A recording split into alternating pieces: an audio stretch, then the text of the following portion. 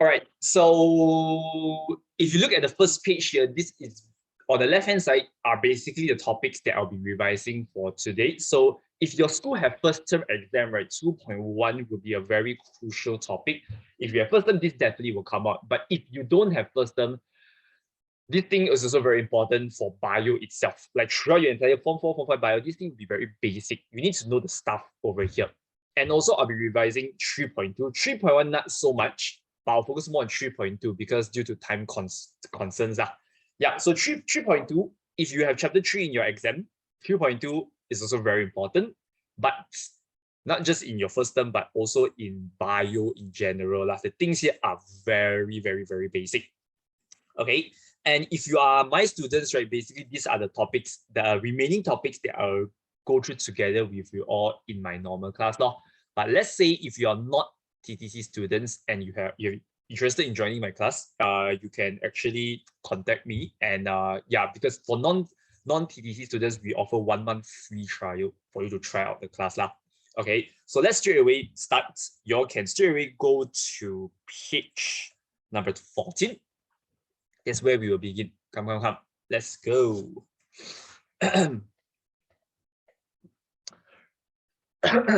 Like, come. Chapter 2. So chapter 2 basically is about cells. And 2.1, we're going to learn the structures inside the cell. So all these things that you can see, I label here 1, 2, 3, 4, 5, 6, 7, 8. All these things are actually called organelles. So organelles, it basically sounds like organ in cells. Yeah, so we're going to learn about the organs, like organs in cells like that. So for example, you have organs in your body, right? Your heart, lungs, brain, all those. So cells also have their own organs, but they are called organelles. The question ever asks you, what is the function of organelles? What does organelles do in cells? They are special structures which carry out specific function. So every single organelle has their own role, just like your organs in your body right now. Understand? Right. So first thing we need to know here is we must know how to label all these structures.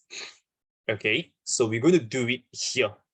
And we're going to list down the function as well. So this will be, at the same time, you'll write your own short notes, and at the same time, you will also have revision at the same time. Okay, so must write, but write only you can remember one. Purposely leave it blank, so you write, remember. Don't be lazy. Come, let's do this. So number 1, now we're going to focus on the first 4 first. 1, 2, 3, 4.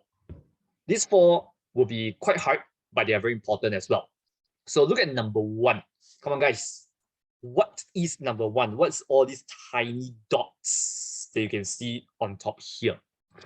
Well, this, yes, those are basically your ribosomes, right? Easy. Yeah. Hey, Songzhan, you are here. This English, by the way. But yeah, anyways, number 2, you can see that ribosomes, they are on top of what?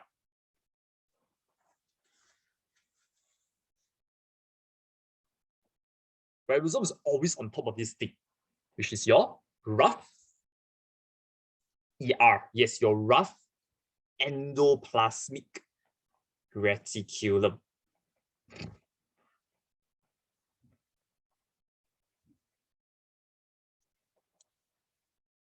So this layer thingy, okay, you write this first. You see this layer thingy, right? These are called endoplasmic reticulum.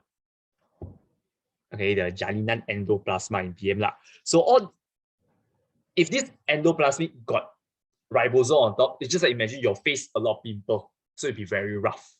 So if your face no pimple, it would be just like this endoplasmic reticulum without ribosome. It'd be very smooth. So let's go to number 4 first. So this thing is the exact opposite of this, because this is got pimple punya face, very rough, no pimple punya face, smooth . So that's why this is what we call as smooth endoplasmic reticulum.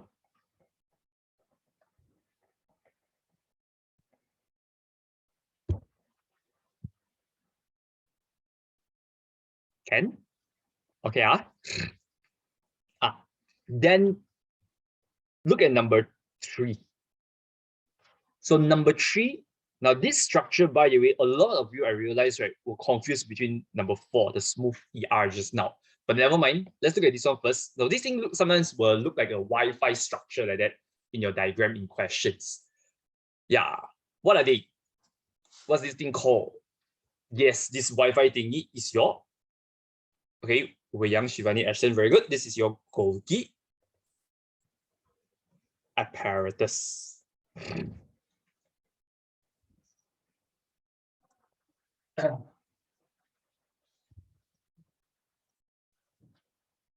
Hi, Bishman. Oh, you are Meikei's friend. Okay, hello. Okay, hello. Okay, good to have you here. Come, let's do this. Okay, let's write this down together. Yeah, so number 3 is the Golgi apparatus. All right. So yeah, again, for those who just came in, because today a lot of people came in late. So if you don't have the notes, that don't have these notes, you actually can click on the link that I just posted. Yeah, the notes are all basically there, including answers and all. All right, so let me just tell you how to differentiate number 3 and number 4. The smooth endoplasmic reticulum and the Golgi apparatus. Because sometimes in questions, they will look very similar. Here, I draw it very different. Okay, but in questions, you can look quite alike. So it can be quite confusing. All right, number 1, remember your ER, smooth ER, or rough ER. ER in general is usually on top of the nucleus. Okay, so that's number 1. You remember the position. On top of nucleus, there was definitely smooth ER. Usually further away one is your Golgi apparatus. And number 2, you can see that ER inside have a lot of these sticks between each layer. Golgi does not. And that's another way you can remember. Understand? Cannot? Now, let's go through the function of these 4 first. Because number 1, ribosome, number 2, rough ER, and number 3, Golgi apparatus. These 3, they are like brothers like that. They always work together. So these 3, what they do is related to each other. Okay, so let's start with ribosome. Who can tell me what does ribosome do? So ribosome is very important actually in cells, because you need this thing in order to form a lot of other things in your body. Yes, it synthesizes protein. It produces protein. Now, why protein is important? Because protein is basically like a raw material in living organisms. Protein can be used to form many other substances in your body, like enzymes, antibodies, hormones, your muscle, your skin, your blood, all made up of protein. Understand? Can? So therefore, protein, you can imagine, is just like flour.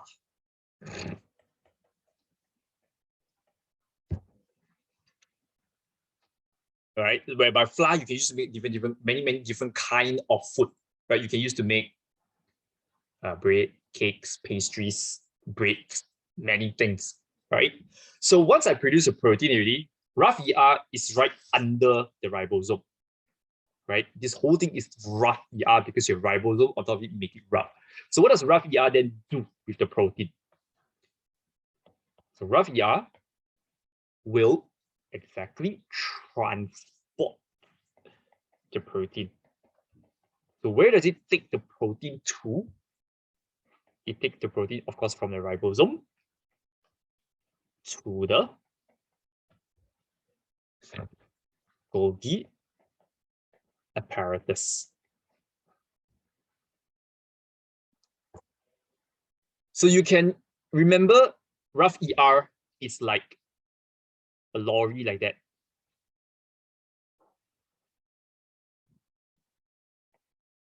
Okay, it's a transporter. I know they draw like a cow like that. I draw more real here. Okay, it's like a lorry that transport the protein to the Golgi apparatus. It's just like the flour. The lorry will send the flour to here. So Golgi apparatus is like my bakery, because bakery needs a lot of flour, right? Bakery to make pastry, bread, cakes, and all.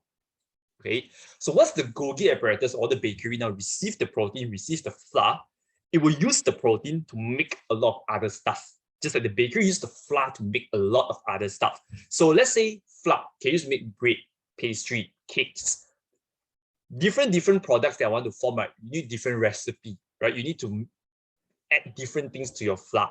So same with the protein here. Once you receive the protein, you can treat it differently to form different things. So what does the Golgi apparatus do to form all these different things? It will, okay, yeah, correct. So a lot of them, they are usually three things that Golgi apparatus do. So yeah, Jacinda, we are Shivani, correct.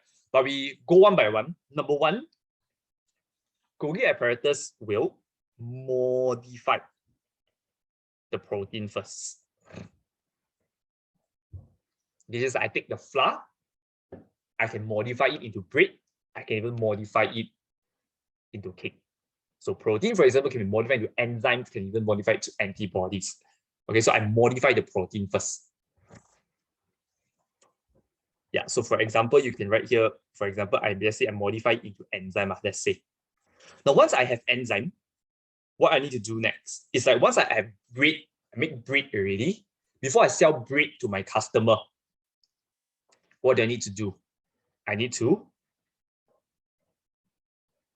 package it, right? You need to put your bread in the plastic bag first. So we will say you will package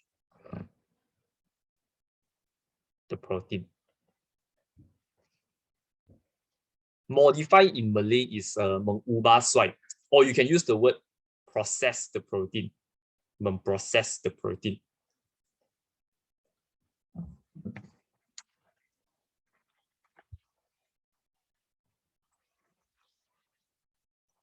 And once you package already, then you can transport the bread to your customer, or you send the bread to your customer's home. So the last one is you transport the protein. Now, a lot of you will ask, where do I transport it to in a cell? Okay, you write this first, then I'll answer you. So let's say this is your cell. Now, let's say this cell will produce enzyme, right? Let's say I modify the protein to enzyme, then I transport the enzyme to where? Okay, let's say I have, this is your stomach. Okay, imagine this is your stomach. So stomach, inside got enzyme, of course, to digest food. So where does this enzyme come from? This enzyme actually comes from the cells in your stomach. Okay, so if this cell want to produce enzyme, they produce enzyme, and then after that already they will transport it out of the cell so that your stomach can use. So just now the enzyme that is being produced in the Golgi apparatus, they will transport it out of the cell so that your stomach, for example, can use this enzyme. Okay, understand? So yeah, these cells, when they produce enzyme already, they will transport it out of their cell. So now your stomach have enzyme to digest your food. Is that okay? Is that clear? Can Yeah, so that's basically what the Golgi apparatus do. It modify, package, and transport the protein, usually transport it out of the cell. Now, then I want you guys to look at this diagram here. So if you look at the Golgi apparatus, I put a lot of dots around it. Now in exam, it will be the same color. Here I purposely put different color because there will be two different kinds of this thing. First, what are these things called? Remember or not?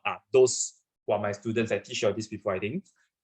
Or if you forget already, never mind. What is it called? No, they are not lysosome. Lysosome is another thing. This round thing, right, they are specifically very near to the Golgi apparatus and they're very small.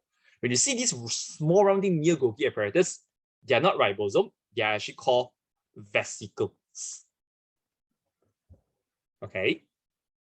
Vesicle rhombosan. Okay, yeah, in BM it's called rhombosan, but rhombosan is this one. The down one here is called transport vesicle. Vesicle angkutan no. Mengangkut dan angkut lah. All right. Now let me tell you what does this thing do first. So just now when we say the rough ER transport protein to Golgi apparatus that time, before you transport the protein, they actually need to package first. Just like the flour. If I want to transport the flour to the bakery, it has to be inside its packets, right? So they actually got one more step here first. They package the protein first. But usually we don't mention this because questions don't really ask. And usually they only ask 1 mark for rough ER. But never mind, just add this here. It packages the protein into something called transport vesicle. So you can remember your transport vesicle is like this lorry. Fetch your flour to the bakery. Okay. Then, done already, guys. Then what about this red one over here? Now, the red one over here is called secretory vesicle. This one is called vesicle rhombosan in BM.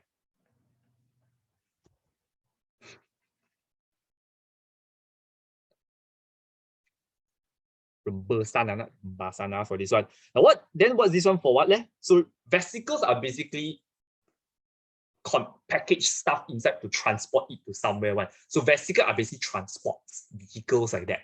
So here, just now we got mentioned, you got package the protein, right? So actually the protein here is already become enzyme already. Like your bread, you take your flour already become bread already. So here they actually package it in just now that secretory vesicle. So the secretory vesicle is the one that carry the enzyme out of the cell. Understand, ma? Anyone don't get it? If you don't understand, you can ask me one. Okay, ma? Can? So just now when we say the enzyme is transported out of the cell to go into your stomach, they actually package it into this first and then transport. So as I was saying, just now from the flour come to the bakery, it's actually take lorry. But from the bakery go to the customer house, it's take motorbike, Grab driver like that. Okay, can I explain secretory vesicle? So secretory vesicle, basically just now we say here, when I modify the protein already to, let's say, modify into enzyme, I need to package, right? So instead of package into transport vesicle, the vesicle here is slightly different. It's called secretory vesicle. So the vesicle, the red color vesicle, you see, you'll notice that actually got enzyme inside. Then the vesicle will transport it out of the cell. Can? Clear? Understand? Shivani, okay?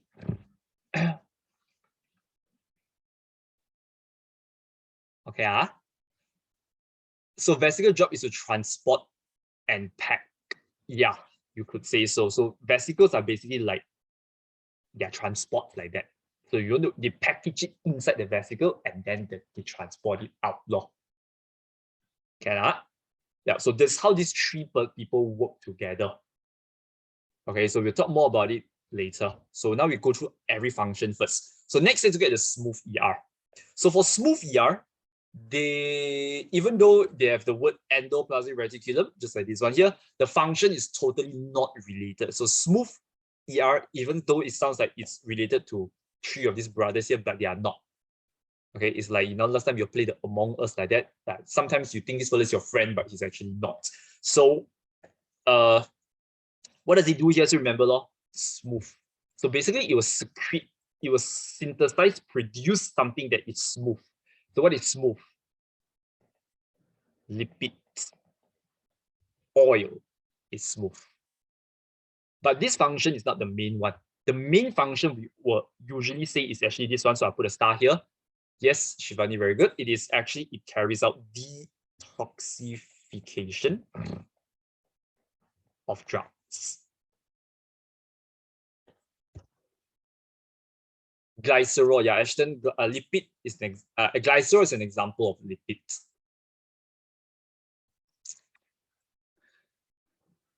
Metabolism of carbohydrate, no. Usually we don't say that lah. Usually this is the main function. Just remember, detoxification is the main function. In BM, it's called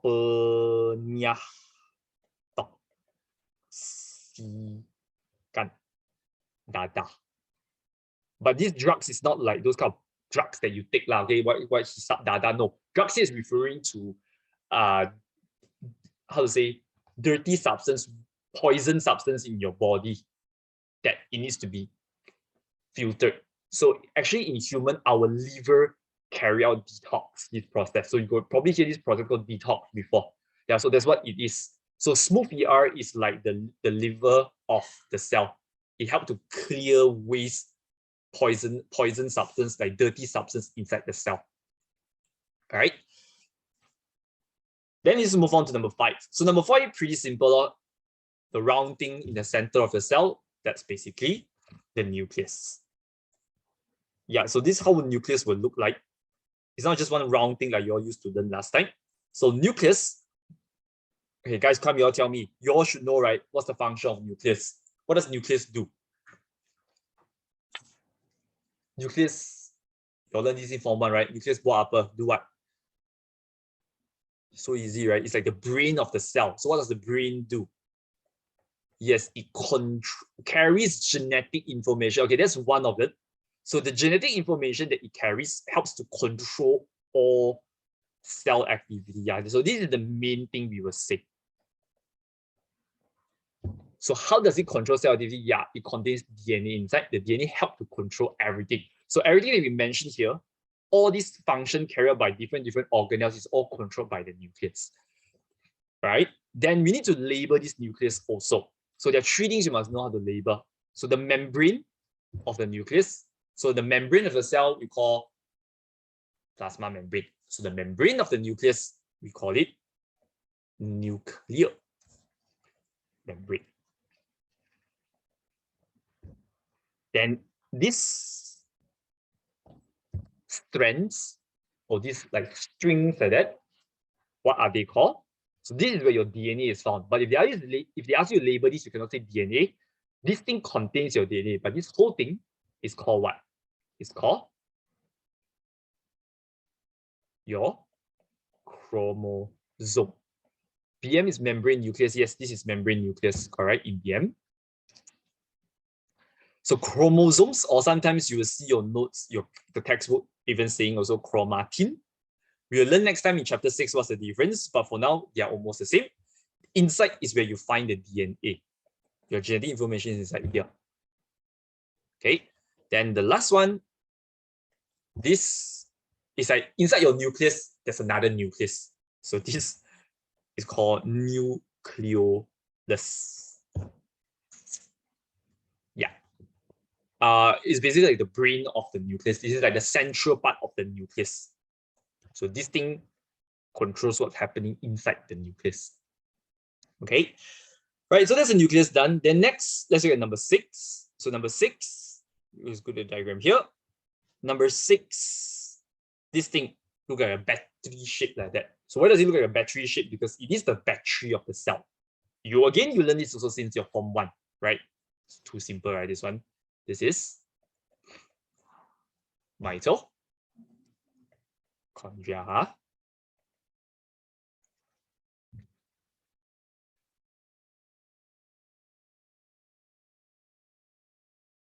Right, and mitochondria.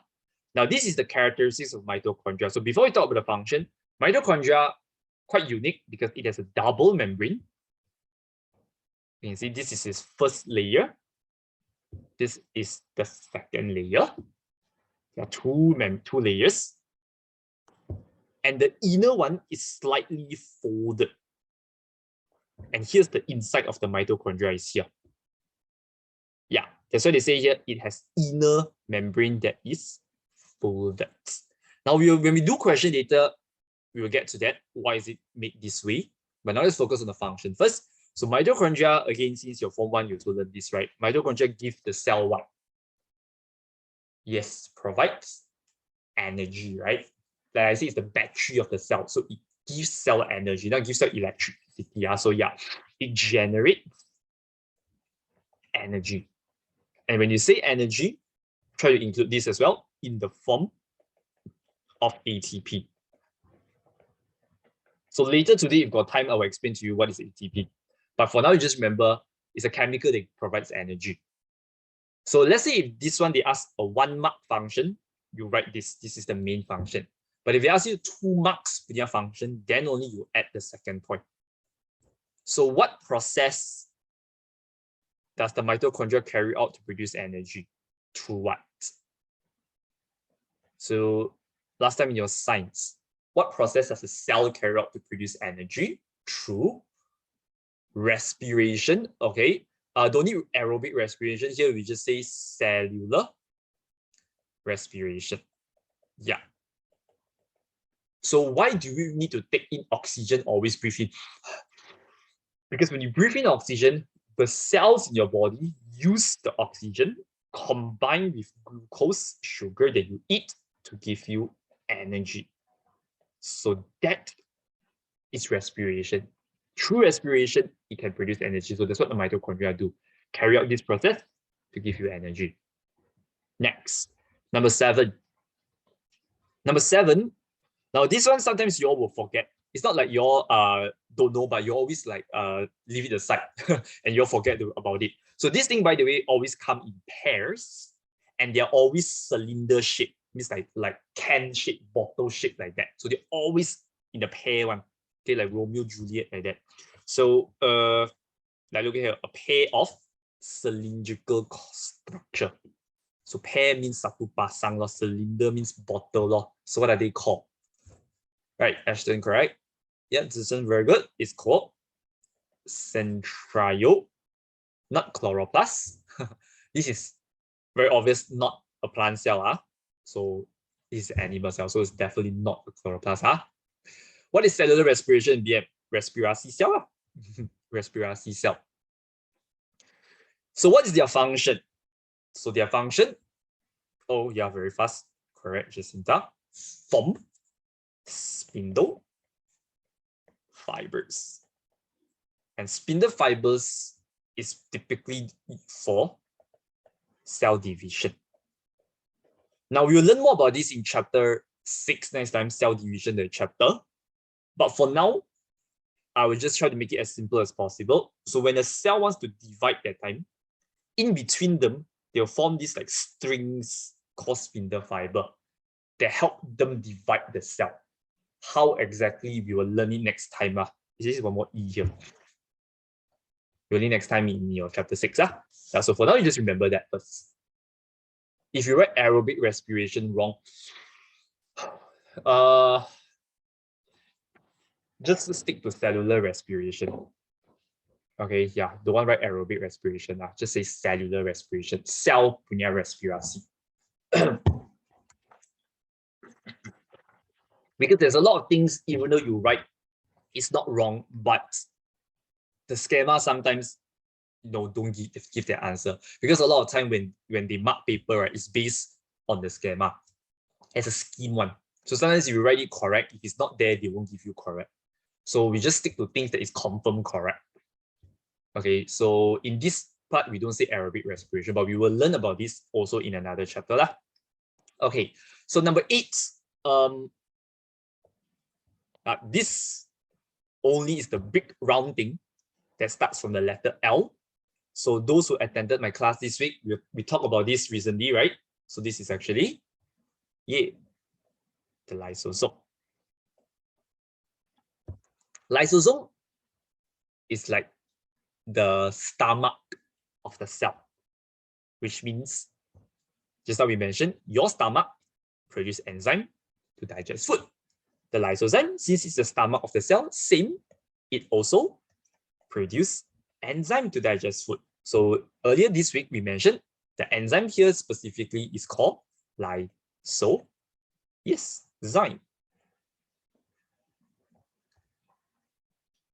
And if you don't know what lysozyme, you can even use the word hydrolytic enzyme. But lysozyme is a specific name, you can write either one. To digest, of course, food, just like your stomach. But on top of that, you can add one more.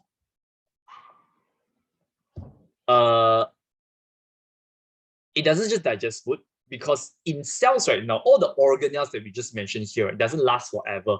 Unlike the organs in your stomach, the day you're born, this brain or this heart, these lungs, it lasts forever until the day you die. But for these organelles, they have specific lifespan. After that specific time, the organelle will just break down, spoil, no function already, and they produce a new one. Then what will happen to the old one? The lysosome basically will digest it, will break down. So we say and break down old organelles. Organelle yang rosak lah in PM we say. Okay, break down components of damaged cell. Yeah, basically these are the damaged components of damaged cell. Break down old organelles. Sometimes you say break down old and unwanted organelles. Yeah, that's what it means. So bacteria is basically their food. Next, number 9. So number 9 is not in the diagram because I already said number 9 because this is an animal cell. Animal cell don't have this number 9 one. So what is this thing? Can interpret my drawing or not? What's this?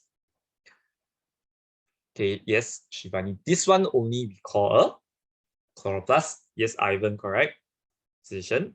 Good. Chloroplast.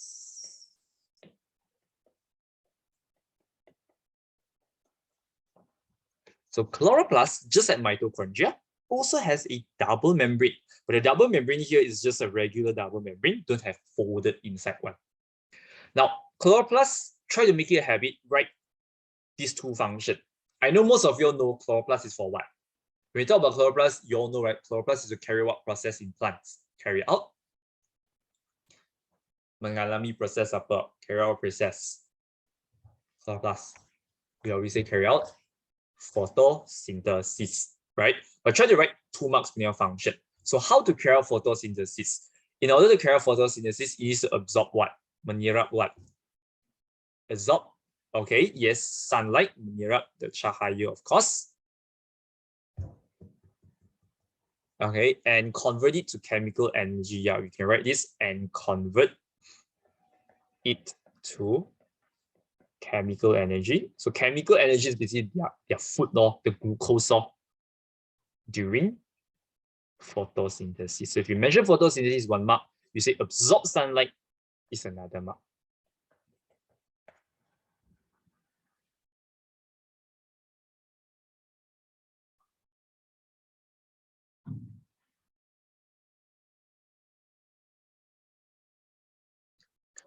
All right, let's now go to page 16. Now, page 16, I actually, how to say, compile like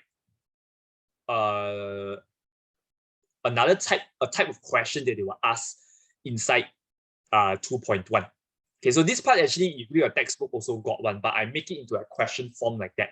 So once you know the function of organelles, not to label already, that's just the basic part. Then you need to mention this. Mention chlorophyll, no mark. No, don't have. So name the organelles that can be found in abundance in the following cells. So abundance means found in high number. But here, let's change it a bit. We say explain the organelle. That means you go to name and then state what is the function. Now, if you don't get what this means, it's actually like this. Now, different cells in your body got different function, right? That's why different cell, they may require different organelles to carry out the function. So for example, maybe some cell will have more mitochondria. Some maybe got more centriole. Some maybe got more rough ER ribosome, etc., etc. Okay, so here you need to know, based on the cell, what organelle they have, and then why. You need to explain the function. Okay, so if you mention the organelle, you get 1 mark. The function depends on the question. Now you get around 2 to 3 marks here. Or we say 1 to 2 marks, sorry. So total is 2 to 3 marks. So look at here. You have meristem cell, muscle cell, sperm cell. Now, muscle cell and sperm cell is easy lah. But if you don't know what's meristem cell is basically found on, it's actually in plants. It's found at the tip, the topmost part of the plant, and the bottommost part of the plant at the root there. So if you don't know what is this, okay, put it aside first. You look at muscle and sperm. So these 2 cells, what organelle do you think they need a lot? What do they need? Okay, Song Zhang, good. Others? Okay, yes, the answer is mitochondria. Huh? You also know, right? So if you mention, okay, mitochondria is what they need, 1 mark, they could explain. Now, whenever they ask you to do this kind of question, like explain why this cell need a lot of blah blah blah organelle. For example, why muscle cell need mitochondria? Why sperm cell need mitochondria? Why meristem needs mitochondria? The first point you have to say is just state the function of this organelle. Right? Why meristem need mitochondria? Because it need energy. Why muscle cell need mitochondria? Because it need energy. Why sperm cell need mitochondria? Because it needs energy. You just state the function. So you can say, because it requires a lot of energy. So just I need energy. So energy is the keyword. Meristem cell, there I said it, they are basically cells at the topmost part and the bottommost part of the plant, at the root tip and at the shoot tip. Okay, so now I'll explain. So we are explaining number one, by the way, I write here one, is actually this one. So why these cells need a lot of energy? What does these cells actually do? So these cells, what they do here basically, they only do one thing. The cells here, right, need to make sure the plant can grow taller and longer. Meristem cell is now for movement. Okay, we look at number one first. So why as I say, the meristem cell needs to make sure the plant can grow taller and longer. In order for that to happen, they need to carry out cell division non-stop. Means the cell here will keep on dividing, pembahagian cell form a lot of cells inside here. So when I have a lot of cells, then the plant can grow, more cell, then bigger the plant. So the plant here very active cell division. So cell division process need energy. Because when the cell divide, they need energy to split like that. So it needs a lot of energy for what? For cell division.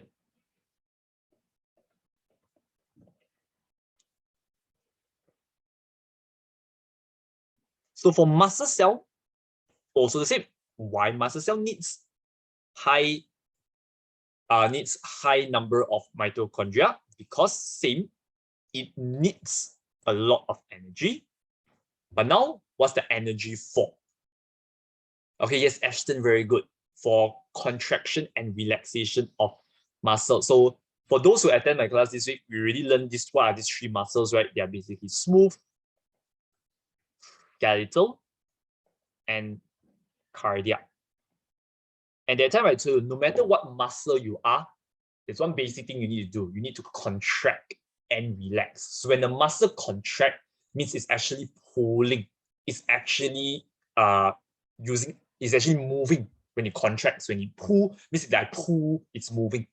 And relax, that means I'm not doing anything. Okay, so all muscles need to contract and relax. So basically what the energy is for, it's for muscles, cell to contract and relax. So when the muscle contract, relax, then only can move now. Because no matter what muscle you are, you need to move. But they move for different reasons. Cardiac muscle move for your heart to pump. Skeletal muscle move so your body can move. Smooth muscle is for your organs to move. But here we just generalize it. We just say to contract and relax to produce movement. Right here, movement.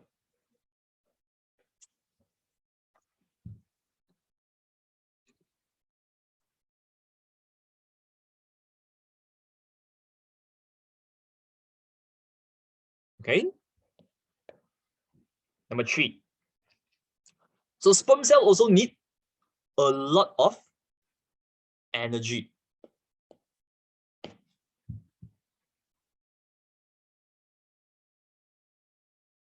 Right? So sperm cell need energy for what? Same more. I mean, the same, of course, to move, right? But don't say swim. A lot of you will say swim. I try to avoid this word swim. I know your textbook say swim, but the exact term is, right, you all say is to propel better. Because swim is for fish. Sperm is propel, means like move towards the ovum. So if you don't know, right, when sperm enter the female body, it needs to puruk like that for 5 days. It needs to swim for 5 days, but we don't use the word swim now, we say propel. Yeah, so we were once this sperm once upon a time, many years ago. Okay, we can swim for 5 days without rest. So we were that good last time, but now ask you to do a bit of question, run a bit, walk a bit, also you tired already. So yeah. Secondary oocyte actually don't have to use so complex punya word. You can just use ovum. But next time you will learn what is the difference between secondary oocyte and ovum. But now we just use the general term ovum can already. Okay, yeah. So write this.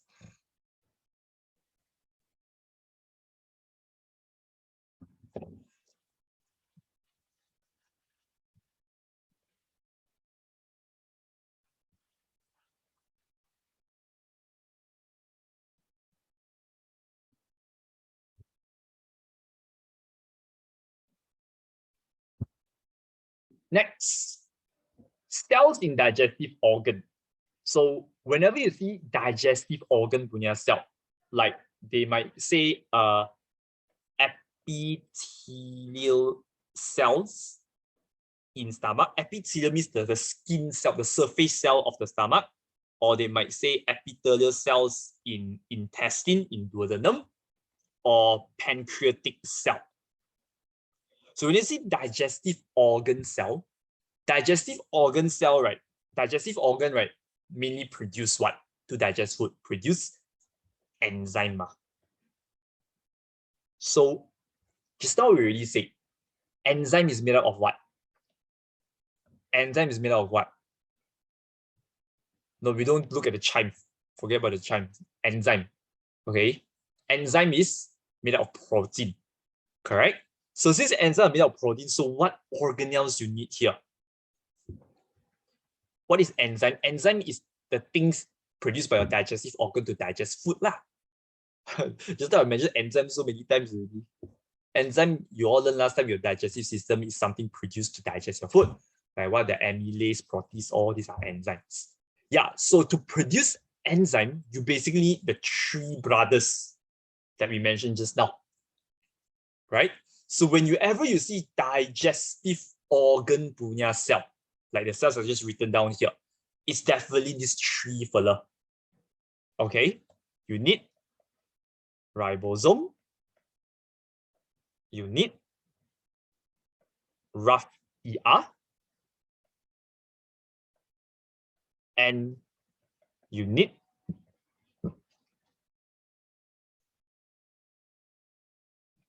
the last one, Golgi apparatus. Now for here, don't say lysosome. I know some of you will say, teacher, lysosome is digest food, ma. How come cannot write lysosome? No, because lysosome, listen to me, is to digest the cell punya food. Like last week, we learned the amoeba paramecium. The lysosome digests their food. It doesn't digest your food. Now, I want it to produce enzyme into your stomach to digest your food. Lysosome is only inside here. It digests their food only. So that's why we don't say lysosome. Is that clear? Ken, please remember this. Okay, so you just remember the three brothers, Ken, already. So usually when you answer question will say, oh, what organelle found in abundance in this one? Usually you only need to explain one of them will be enough already, because the question usually 2 to 3 marks. You just explain one of them, enough already. Okay, so number one, ribosome. Why you need ribosome? Because ribosome synthesize protein.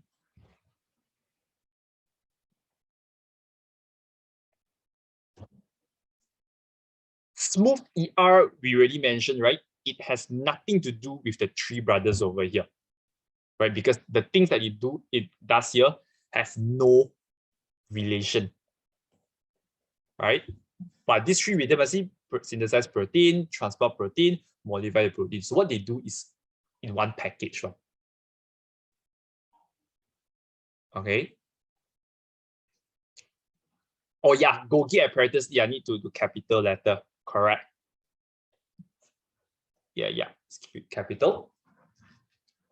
So you can say that synthesize protein for production of enzyme.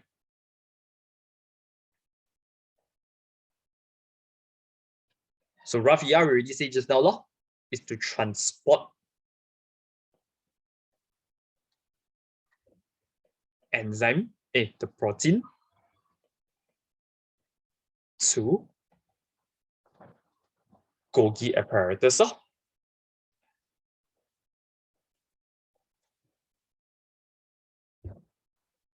And then usually when question asks explain the cell that is found abundance in this digestive organ cell, usually I write this number 1 and number 3.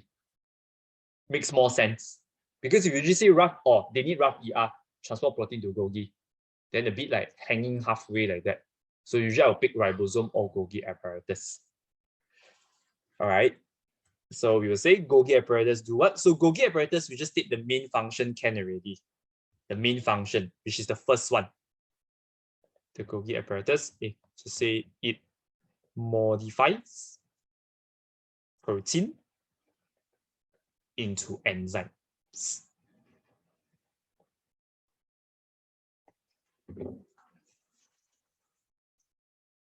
So that is the main thing.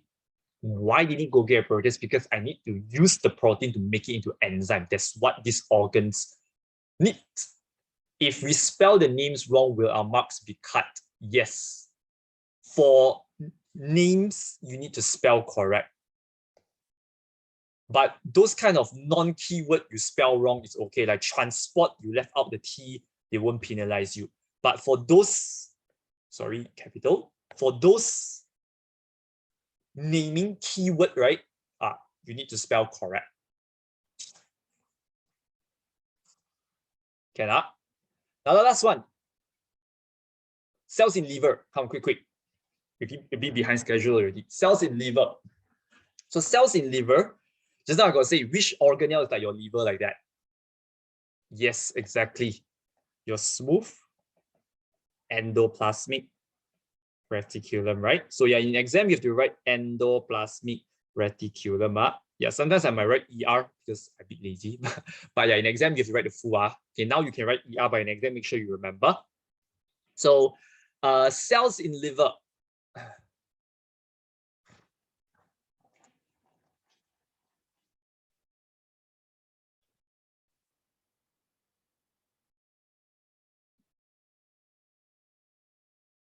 Okay, so cells in liver, even though we write there are 2 functions here just now, but liver is mainly dysfunction because liver doesn't need to synthesize lipid, right? Your liver is the one that needs to detox drugs.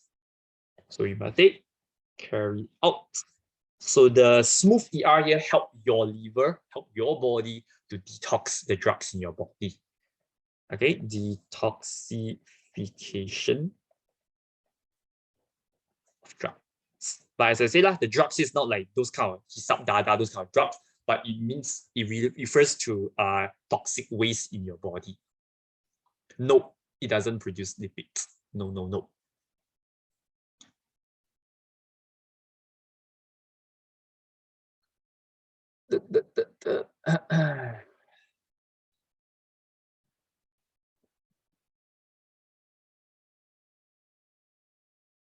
All right. Songzan, you say which one?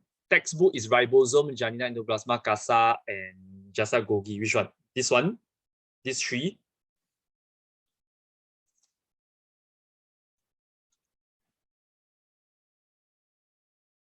Hati. No, actually Hati is this one. Okay. Alfred, are you listening or listening? You keep asking a thing that I just repeat. I just say drugs refer to toxic waste in your body, not the dada, those kind of drugs.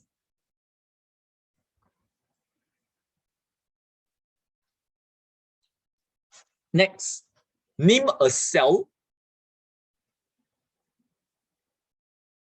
Name a cell that requires high number of following organelles. Is memang this word drug? It's memang this word. Name a cell that requires high number of following organelles. Explain what would happen if the cell does not have the following organelles. So here I changed a bit the question here. So now I give you the organelle shown here without naming it. Then you need to know which cell got this organelle and what happened to that cell if don't have this organelle. Right? So the first one here, yes, is your Golgi. So which cell have Golgi? So remember the three brothers just now, you just remember digestive organ punya cell. Yeah, so we will usually just say the digestive organ one, which is, you can say pancreatic cell, epithelial cell in stomach, or pancreatic cell. So usually I prefer you all to just explain the digestive organ one easier. You can say goblet cell because goblet cell produce mucus. Mucus is made of protein. But like I say, this one you just remember one example can already because since you already have a lot of things to remember. Yeah. So epithelial cell, if don't have this Golgi, of course you cannot produce what. So what happens here, right? You just need to use the function to help you explain. So just now we say Golgi modify protein to enzyme, right? So no Golgi, of course I cannot modify. Yeah, package, transport, all those. But we write one point can already. That means you cannot. If let's say your pancreas, now if you talk about pancreas, don't have Golgi, means I cannot modify into enzyme more, cannot digest food law. Cannot break down protein, yeah, means cannot digest. Yeah, so we say cannot modify protein into enzyme.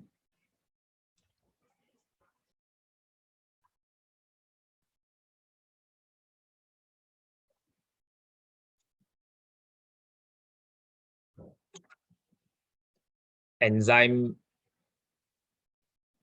to digest food. Cells, salivary gland can, because salivary gland, your saliva also got enzyme amylase. Yes, you can write cells in salivary gland. So long as a digestive organ, then can.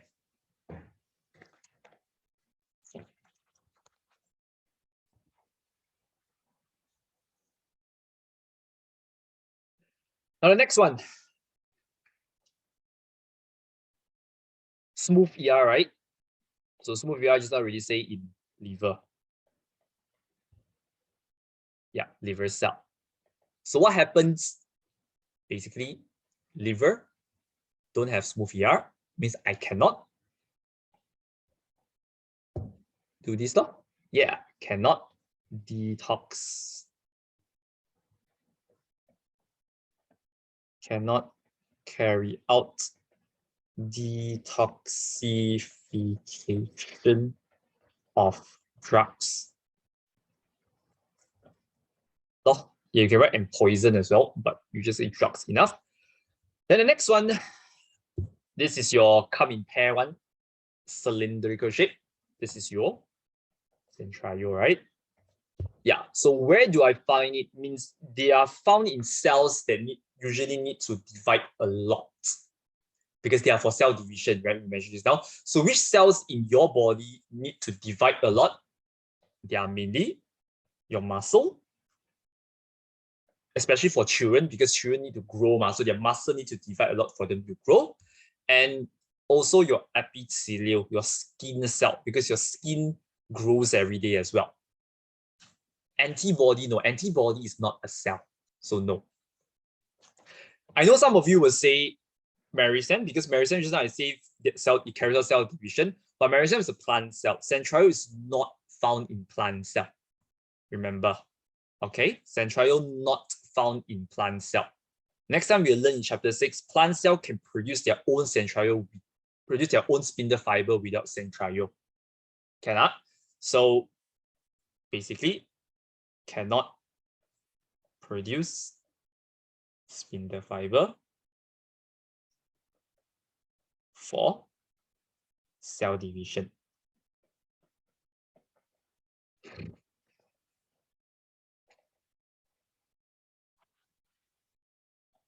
Animal cell got vacuole.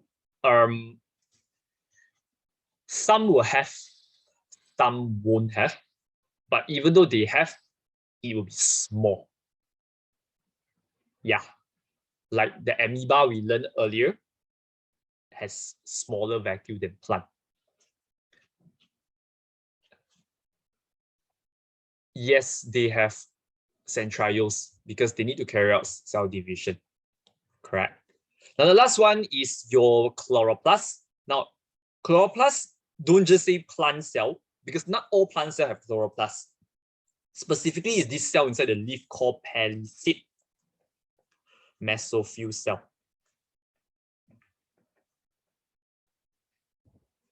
Yes, cell mesophyll palisade lah. In PM is called palisade without the E.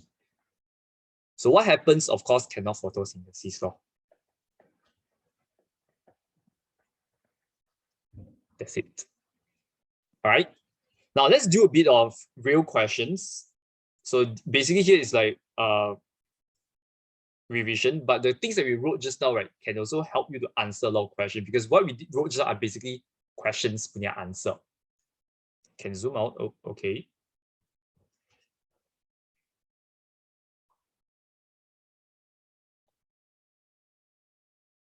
Gut cell can. Gut cell also got carry out photosynthesis one. Correct. Very good. Done, guys? Come, let's go to this page. Oops, you got answer already. Now they ask, why muscle cells have high number of organelle Q? So Q, can see what's this? I know it's a bit small, but shouldn't be too hard to recognize it, right? It's basically mitochondria. So it's the same thing that we wrote just now in front, right? So this is exactly how questions were asked, just like my notes just now. This is actually a state paper last year. Why muscle cells have high number of organelle Q? So it's the same reason why they need a lot of mitochondria. Why? So you need to take the function first off, because the muscle cell need a lot of energy in the form of ATP, right? To generate energy in form of ATP, or you can say because it requires a lot of energy in form of ATP, also can. Then what's the energy for? So just to say, muscle need energy for what? No matter what muscle you are, you always do this thing. So what's this? It needs to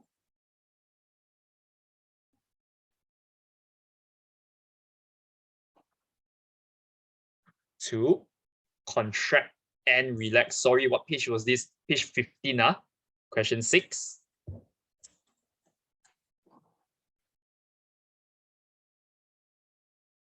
Okay, to contract and relax for movement. Okay, mengecut, mengendo lah, for those who study BM1. Mengecut, contract, mengendo, relax.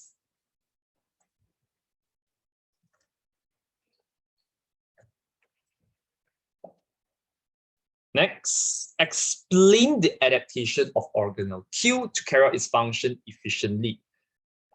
So Q punya adaptation here is not state explain the function, explain the adaptation means the characteristics, basically.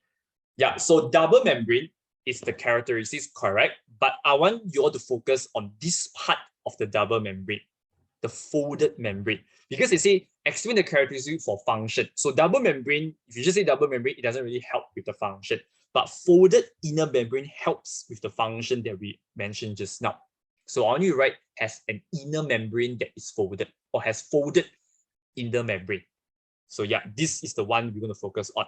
So if they just ask you to state characteristics, you can just say double membrane. But if they ask you to explain, double membrane got nothing to explain, but folded inner membrane got things to explain. Anyone know the reason or not? The folded membrane, how does it help it to carry out the function? Increase surface area, correct, very good. Increase the total surface area for cellular respiration. Now, what does that mean? Because if my membrane is not folded, compare to its folded. Okay, you all look here first, I don't copy first. So if it's folded, right, it bend in, curve in and out. So the surface area is wider. So let's say here is like 5 cm square, here will be maybe 10 cm square, wider surface area. So therefore, if the surface area is wider, imagine your table is wider, you can do more things at once. So here, I can carry out more cellular respiration at once. So more cellular respiration means I can produce more energy. So it's more efficient. Okay, but your keyword, surface area, permukaan yang luas, menikahkan the luas permukaan.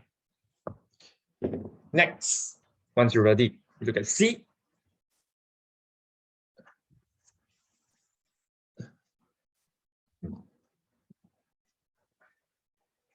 Explain why pancreatic cell have high number of organelle P. So the same type of question as A, right? So they ask pancreatic, why have a lot of P?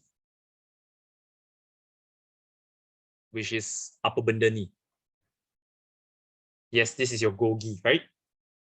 Yeah, because you need to modify, package, transport. But here, let's be more specific. Pancreas, I want to modify protein into what? For pancreas, I modify the protein into what? Into enzyme. Yeah, so the first point is what you need to write. Modify the protein into enzyme to digest food law. So that's all you need to say actually. We just say modify can already. Exactly like we mentioned just now.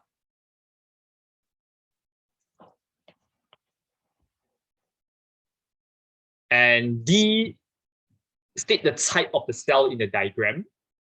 I know the title there go right already, what type of cell is this, but in Form 1 you all learn, right? You already know how to differentiate plant cell and animal cell by now. So this is obviously an animal cell. But here now I test you all. Why? 2 reasons. Even though the answer they got show you already, on top there is animal cell. But how do we identify? How do I, by looking at diagram, I know this is an animal cell? Because, no vacuole, no fixed shape. Okay, vacuole we try to avoid that because in Form 4 we learn animal cell has small vacuoles. So we go for the obvious one, chloroplast cell wall. Yes, chloroplast cell wall. Got centriole? Yes, you can say that.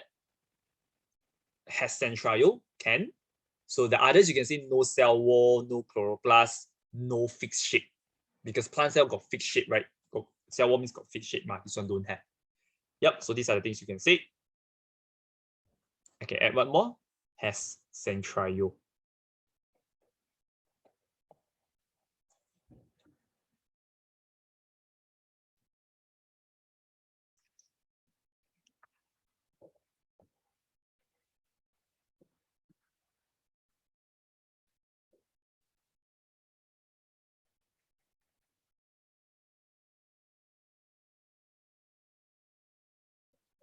Okay, let's do one more. Page 18. Done. Got Golgi apparatus. Golgi apparatus. Plant cell also got Golgi apparatus one. So yeah, don't write Golgi apparatus. So come, let's go to page 18. Now for page 18, we're only going to do C lah, slightly harder one. The rest easy, you'll settle yourself.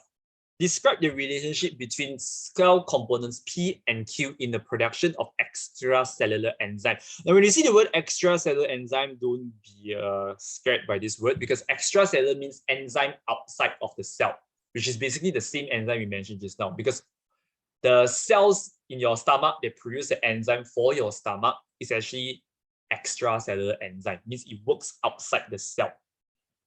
Get it right? So just now, where they are. The enzyme in your stomach is outside of the cell one. So this is called extracellular enzyme.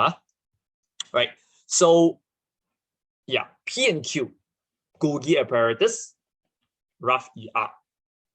So they ask you, these two, what's their relationship? Means basically what they do. How are they related in producing enzyme? So of course, you're going to start from who? You're going to start from rough ER first, right? Rough ER do their big job already, then only Golgi apparatus can do their job. So what's rough ER do first? It helps to transport the protein, yes, to your Golgi. So that's how we start. Q, which is your rough ER, transport protein from ribosome to P. P is your Golgi apparatus. Done. Then now the remaining function is all related to your Golgi, related to your P already. So once now for P, here you're going to explain all the three functions because they specifically mentioned extracellular enzyme. Means how this enzyme produced already go out. Okay, so number one, when the Golgi receive the protein already, what does it do? It will modify. Yeah. Okay, Shivani, repeat that one a lot of times, but yeah, correct. But you got to explain one by one. Okay, so we got to explain like this. You say P modify protein the enzyme first. So before I transport it out, you need to package first. But you need to mention package into secretory vesicle. Remember just now, these are the secretory vesicle. They are taking the enzyme out of the cell. So this is how we explain. Then the secretory vesicle will transport the enzyme out of cell. And this is how the enzyme go out to form this extracellular enzyme. Okay, so in bio, you will come across this word extra and intra. Intra means in, extra means out. Yeah, so you can see basically this question is just explaining the function of rough ER and Golgi only. Exactly the same thing. So nothing much. It's just the way they ask the question only. So once you're done, the others you'll do yourself. So let's go back to our notes. We need to be a bit faster because by now we should be inside page 23 already, okay? Page 22. So once you're ready, you can look at page 22. Chapter 3 now we're going to go to. But before we go there, if you have any questions, you can ask me first, of course. Yeah, even though I say running late, you still can ask me questions. One.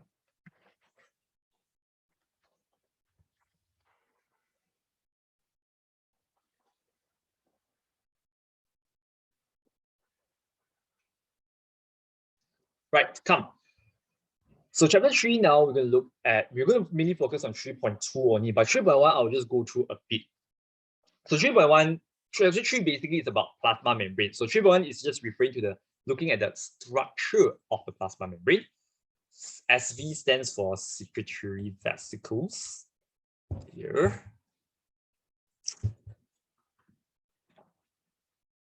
Yeah, cannot. Now, so plasma membrane, remember, is the membrane of the cell. We don't call it cell membrane anymore. Cell membrane is for little kids. Now we say plasma membrane. So first, on your write down the function first. Plasma membrane, when your function is like the door of the cell. So if we will say control movement of substances moving in and out of the cell.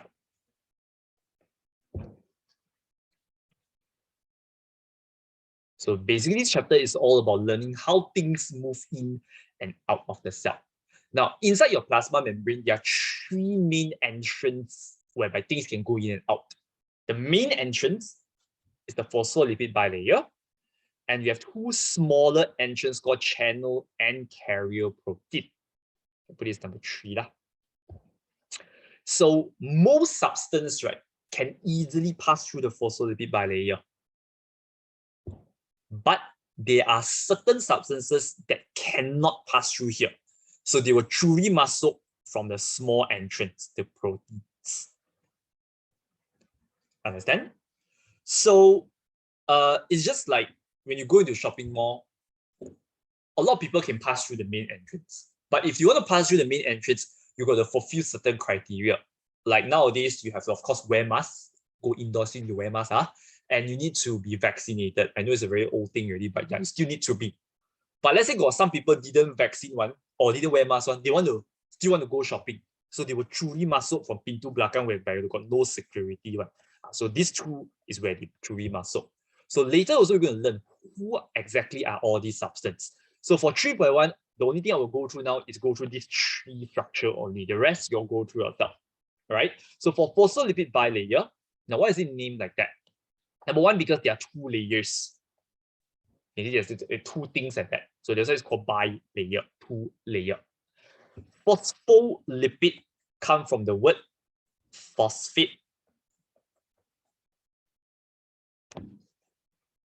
Which is an element that you learn in chemistry, the periodic table.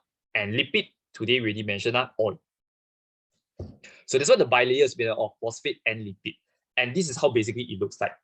It looks like a sperm with two tails. And there are two of them, one facing up, one facing down. Okay, so by the way, this membrane here looks like that. Can you imagine that? So you can see the head is made of phosphate, the tail is made of lipid. But however, this is something that we are not going to focus on because question wouldn't ask this one, right? Question number one will ask is label the head and the tail. So the head is called hydrophilic head.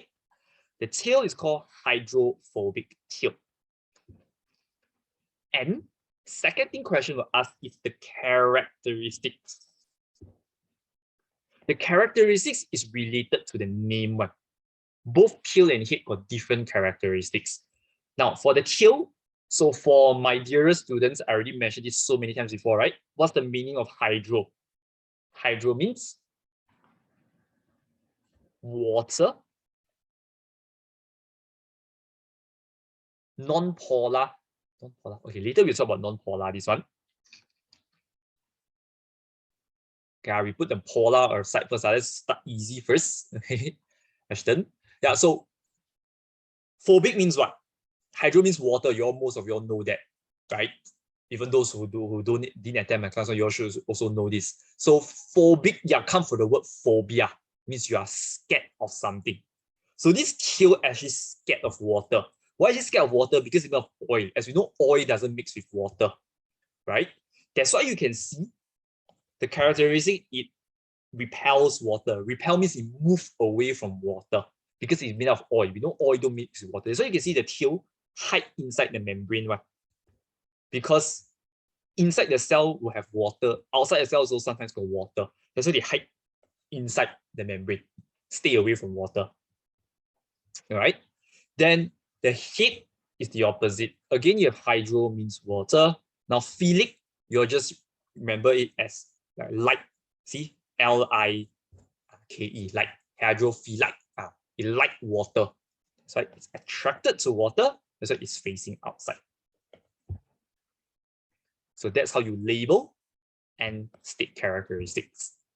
Now for this two protein, you must know how to recognize them. Channel means like longgang. Means this longgang is fixed shape one, this one straight line like that. Carrier can carry things on, that's why it can move. And then at the middle, there's also one lobang like that.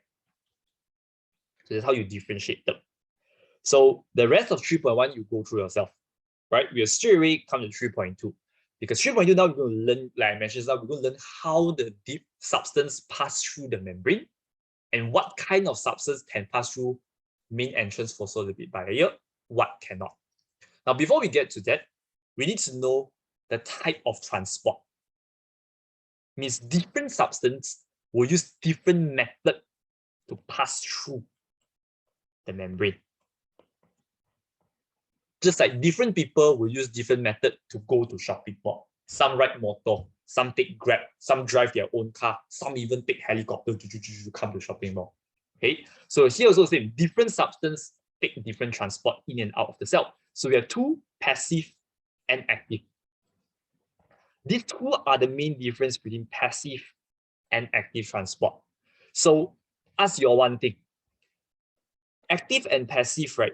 Which of these two words sounds like you need to put in a lot of energy?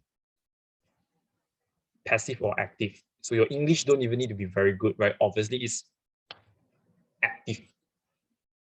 Correct? Yeah.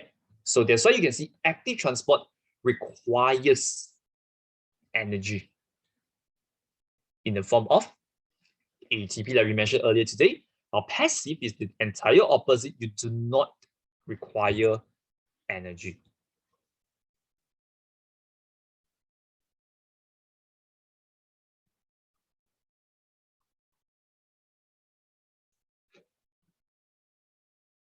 All right. Then, okay, then number 2, passive transport move from high to low concentration. Active, low to high. So concentration means like more to less, like that lah. So for example, if I have see this round thing, this round molecule. Let's say here got 5 molecules. Let's say 5 molecules of oxygen. Inside here only got 2 molecules of oxygen. So if I go like this, it's more to less, means it's high to low. So that will be passive transport, and it does not require energy. But let's say if you want to go the opposite, 2 to 5, that is low to high, less to more, you need energy. All right.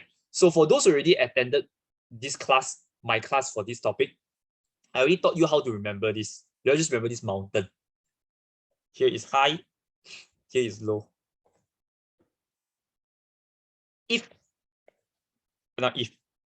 For those who never attend my class before, right, okay, I want you all to imagine this too. Imagine yourself climbing up and down the mountain. Which one do you think is harder?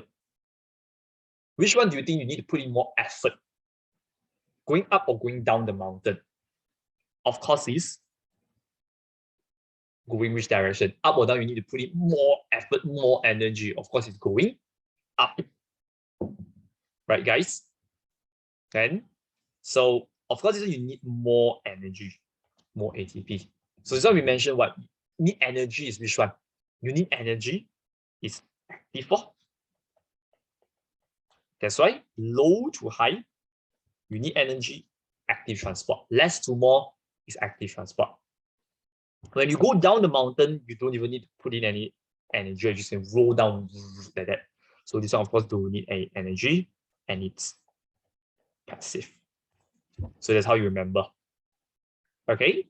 Now, besides the 2 main difference here, second, the third one you can see, passive occurs until dynamic equilibrium is achieved. Active does not. So what is this dynamic equilibrium? Okay, let me show you. If you don't know what this means right now, imagine here I have 5 molecules of oxygen again, and here is 3. So passive high to low. If 5 go to 3, it's like, let's say I got 5 ringgit, you got 3 ringgit, I give you 1. So obviously now you will have 1 extra dollar, 1 ringgit, 4, and I got 1 less, 4. So this is called dynamic equilibrium, means same. So once I same, I will stop. Done. But if less go to more, I got 3, you got 5. If I give you 1, I will less 1, you got 1 extra. I give you some more, it just keep getting more further and further apart. So they will never be the same. That's why this one we say it does not achieve dynamic equilibrium. Right? Now for passive transport can occur at all the 3 entrances we mentioned just now: phospholipid bilayer, channel, carrier, protein. But active can only occur at carrier because only carrier got energy. Active transport is only one example called active, but for passive, there are a total of 3 examples. And later when we do question that time, you cannot answer passive transport. You got to answer specifically is which one. So I will teach you how to identify later. Okay. And actually the first 2, you already learned this since your Form 3. Right? So those who didn't attend my class before, you actually learned the first 2 in your Form 3. So osmosis, when you see the word osmo, it's just like hydro, means it's for water. Simple diffusion comes over diffusion. But last time we always say diffusion of gas, the oxygen. So now just add simple, easy, when your word in front. Teacher, phosphate and phosphorus is the same. Just like you learn chemistry, phosphate is ion, phosphorus is element. No? Like chlorine, atom, chloride, ion, like that. Can So obviously in chemistry terms, they are not really the same, but element-wise, they are the same. So transport is like that. So now we really know what kind of method different substances can take to mask the cell. Now next, we're going to learn what kind of substance can pass through. So just now I say certain substance can pass through main entrance, some have the Drury muscle. So who are these substances? So number one, remember your plasma membrane is selectively permeable. So this again is the characteristics of your plasma membrane. If they ever ask you what is the characteristics, it is selectively permeable, or we use the word semi-permeable. Means some can pass through, some cannot.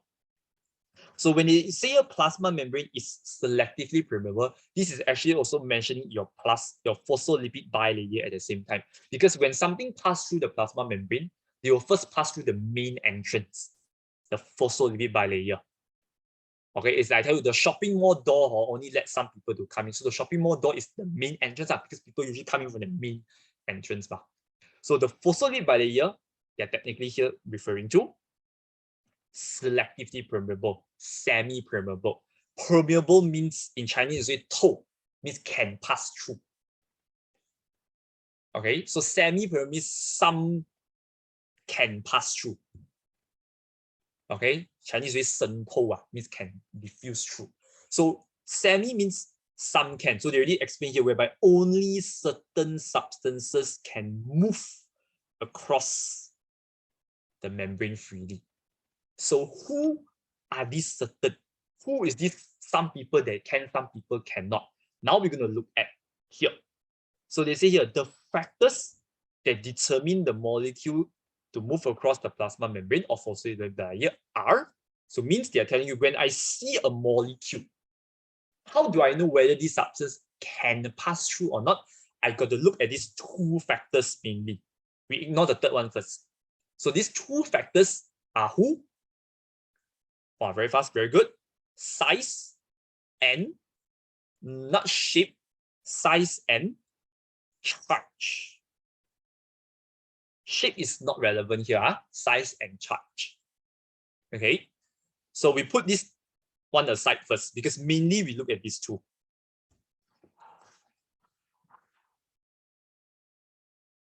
Shivani, a while first, we get to that in a while.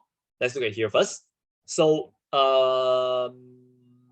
now for size and charge, you have to be basically small and uncharged. So this blue color sentence is telling us what substance can pass through. So they say the phospholipid bilayer is permeable, means it can let these things to pass through, which are small and uncharged. So size is big and small. Charge means you have uncharged and charged. So charge is like chemistry, you all learn those ion Na plus Cl minus, these are charged. So if you are this, you cannot pass through. If you are uncharged, like water, oxygen, all these are those compound, these are uncharged, you can pass through. The purple color one, wait first. So look at the red color sentence. Red color is opposite. So here is like saying if you wear mask and take vaccine, then you can masuk. So the two factors here is vaccination, mask. So red color, they tell you here, is not permeable to molecules that are large and charged ions. So they tell you the shopping mall don't allow people that don't wear masks and not vaccinated to come in. But let's say if you are small and charged, you achieve one criteria, can masuk or not? No. The answer is no. You have to be both. It's just like you wear mask, didn't vaccine can come in or not? No. If you are vaccinated but didn't wear mask, also cannot. So must be both. Only can. So if you're uncharged but large, also cannot. Can? Understand? Okay. Then we look at the third one, polarity. So polarity is like this VIP like that. He is like Dato. He don't need to achieve criteria. So if I'm this Dato, right, I don't need to wear mask, don't need to be vaccinated, also can come in. So polarity, we have two. We have polar and non-polar. For those who attended my chapter 4 class, we already mentioned what are these. But those who don't know haven't learned chapter 4 yet, to make it easier, you just remember non-polar is basically lipid oil punya substance. Polar is the opposite of lipid. What's the opposite of lipid? Water lah. Means water soluble punya substance. Okay, so who's my VIP? Oil is the VIP. So this lipid, right, do not need to achieve small and uncharged. Do not need to be vaccinated and wear mask to muscle. That's why you look at the blue color sentence. Phospholipid bilayer permeable to small, uncharged, and non-polar. Non-polar means lipid and also means hydrophobic. Because hydrophobic is basically lipid we mentioned already just now. Okay. For the BM, for those who are having BM notes, I made a mistake here. Actually, here I wrote berkutub means if you are polar, you cannot come in. Actually, it's wrong. If you are polar, so non-polar is VIP, right? So polar is like normal people. So if I ask you, normal people can muscle shopping more or not? Can, right? But you have to wear mask and be vaccinated. So if you are polar, you actually can muscle into the cell, but you have to be uncharged and small. So doesn't mean you are polar molecule, you cannot. So long you have these two, then you can. So actually here, if I write polar, for BMS I write polar here, actually is wrong. Berkutub one here actually is wrong. So just cancel it.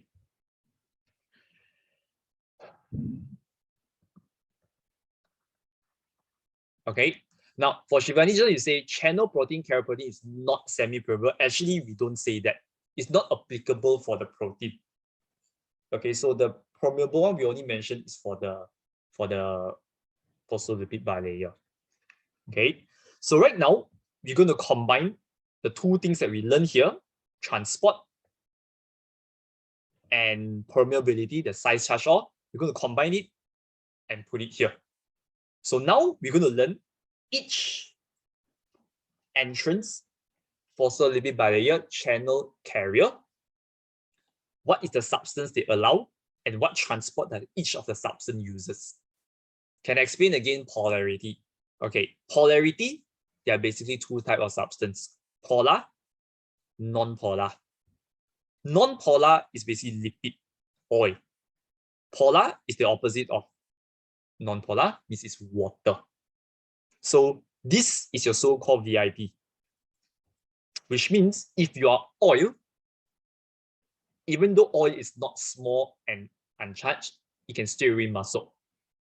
Means if you are VIP, you don't need to wear mask, don't need to be vaccinated to enter. Understand? So if you see oil, straight away it's muscled through phospholipid bilayer main entrance. But if you are polar, water soluble, I know this one can still remain muscle, but if you're polar doesn't mean you cannot. It's just like saying if you're normal people, doesn't mean you cannot muscle shopping mall. You just have to be vaccinated and wear mask, then can muscle. So if you're polar, you have to be small and uncharged, then can muscle already. That's why here, the red color sentence, I didn't say polar cannot. Steroid compound, yeah, steroid basically are oils, correct?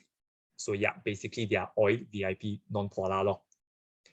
So come, let's look at here, this table. So now we're going to learn which substance pass through which part and what transport. So let's look at phospholipid bilayer. So once again, guys, can you guys tell me or not?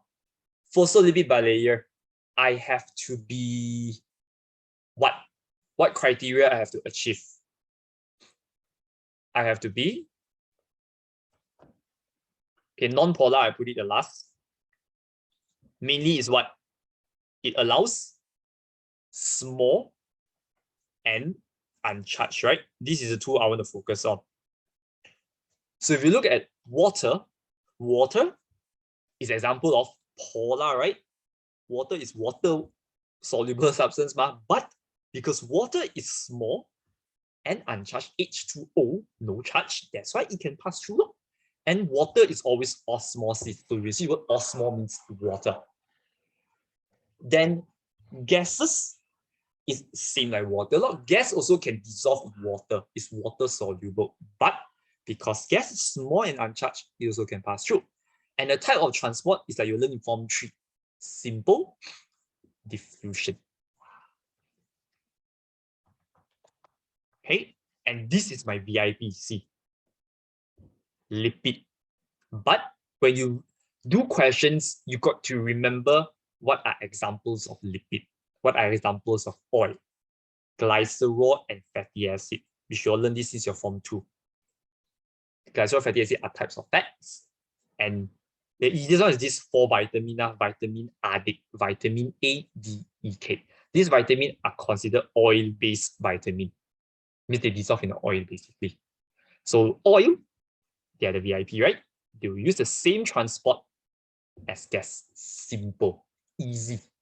So if you look at phospholipid bilayer, the main entrance, the transport here is a transport you all learned before since your Form 2, Form 3 one. And the substance here, you can remember mainly these two. Basic things, basic necessity of living things. What does living thing require? Water, oxygen, no? Next, channel protein. So these two are backdoor. You have backdoor allows substance that does not achieve the main factor criteria. So channel protein allows charge molecules to muscle. Okay, because charge you cannot come into here, ma. So that's why you can see the example here, charged ions, Na+, K+, potassium ions, sodium ions, chloride ions. Basically got charged one, like chemistry like that. So you can remember a channel charge.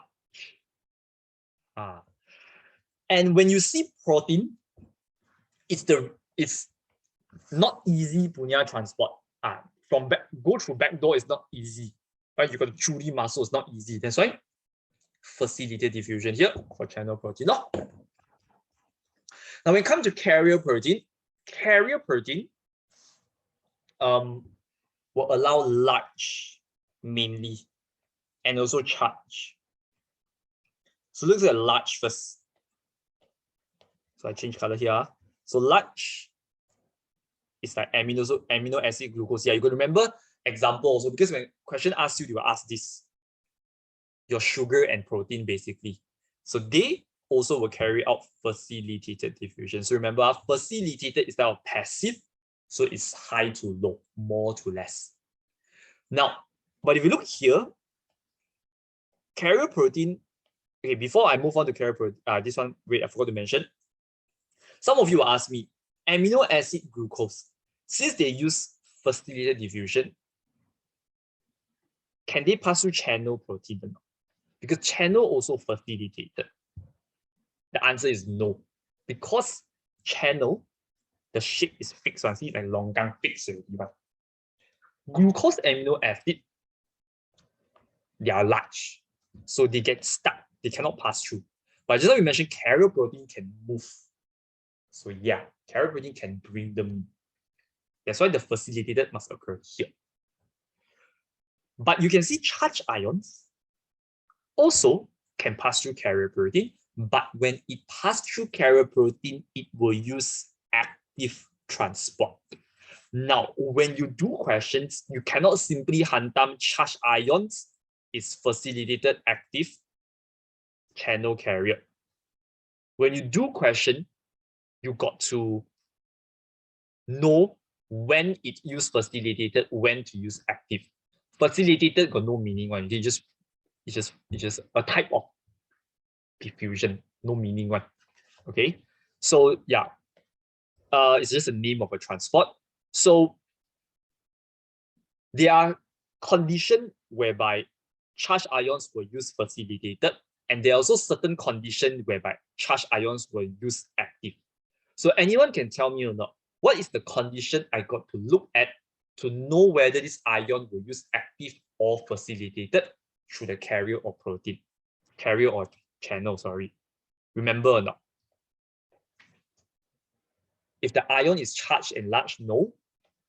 Ion is memang just ion. To have large charge one. You got to look at something called, yes, Shivani, you still remember very good. You look at the concentration. So let's say here I got sodium. Here got 5. Here got 3. If I tell you the ion want to go in, this is high to low. So remember the mountain just now? High to low, don't need energy, passive. but you cannot use the word passive. The passive here is facilitated. Correct? So if you see, if I tell you 5 want to go to 3, want to muscle the cell, you will muscle through channel protein and use facilitator. That's how we see. If I tell you now, I want to go out, low to high is active. And active can only occur at carrier. So I will go out like this through the carrier. Yeah, this is basically for excretion, correct? So these two, remember lah, how to know when I use which is by looking at concentration gradient. So you look closely at the question. So you can see in this table, there's only one thing we will learn that is moving from low to high, less to more, which is your ions. So other than that, everything is high to low, passive. But you cannot use the word passive lah, you got to use the specific transport. So come, I know some of you might still be a bit blur. We use the questions here to make you understand more. So this is how questions were asked. They will show you either phospholipid bilayer, channel, or carrier protein for specific entrance, and they will ask this, state the process and in each diagram and name one example. So look at the first one. This is which entrance?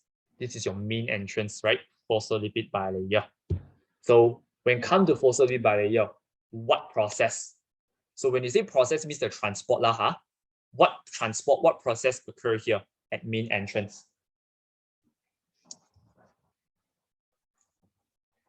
Yes, you either can say simple diffusion, or you also can say the other one, other than simple diffusion, osmosis. Exactly, you can choose one if question asks. So for the example substance, simple diffusion is for oxygen, yes. Besides oxygen, your VIP also use the same process, right? Your glycerol, fatty acid, or your fats, and osmosis, yeah, water. So this is how we answer this question. Okay, later I'll show you a real question, how they will ask more. So now we practice first, then later question we know how to do. Now let's look at the next one. Now, can you guys tell which protein is this? Can interpret my drawing or not? So I draw one. This is, yeah, one straight line one, right? So this is the channel lah, huh? Pore, we don't use the word pore. Yeah, pore actually is old syllabus term. So we are KSSM1, they actually changed the pore to channel. So you remember channel lah, huh? Because if you remember channel, you also can remember the substance that pass through channel, right? So channel allow charge ion, right? So what's the process first? Process that occurs here, there's only one. Yeah, it is facilitated diffusion.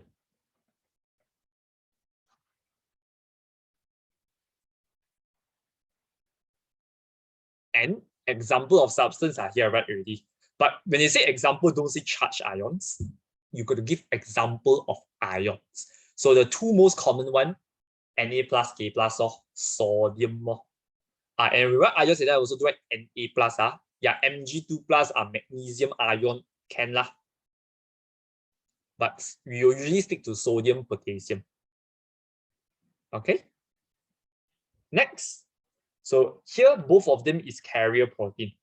But you can see both is slightly different. I want you guys to look at this first. Now, I'm going to tell you what's the difference first. So you want you look and then tell me, guys, come on, what process occurs here?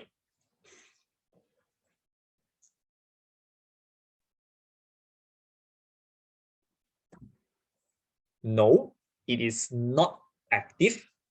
It is resapan berbantu facilitated. Now, why is it not active?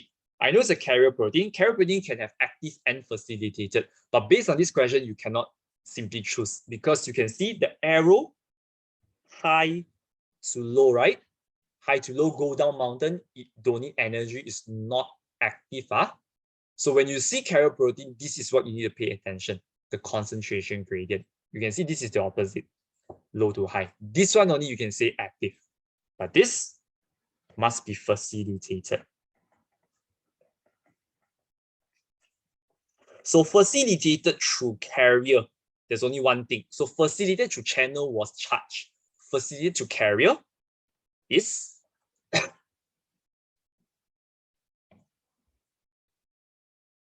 is what? Facilitated through carrier. Yes, it's your large molecules. But you have to give example. You cannot just say large. Amino acid, glucose.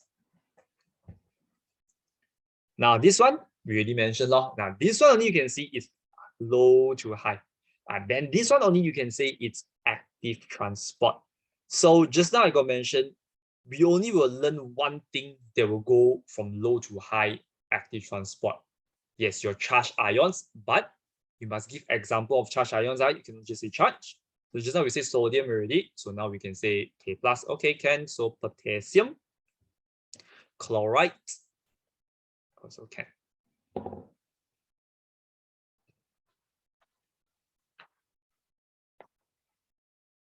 Right, let's do another type here of question. So this is the opposite one. So state which part of plasma membrane does each of the following substance diffuse through and is processed. So now with the terbalik, now I give you example. You tell me the part and process. So glucose. Which part? Yeah, large substance, right? Must pass through carrier protein. Process. Facilitated.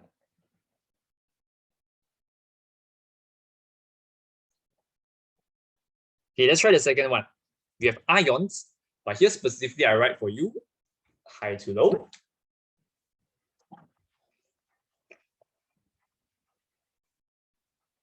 High to low. So high to low, first process definitely is active, right? So active can only occur at where? Channel wrong. High to sorry. Correct. It's facilitated also. I'm so sorry. Low to high only is active. Yeah, channel is correct. You are right.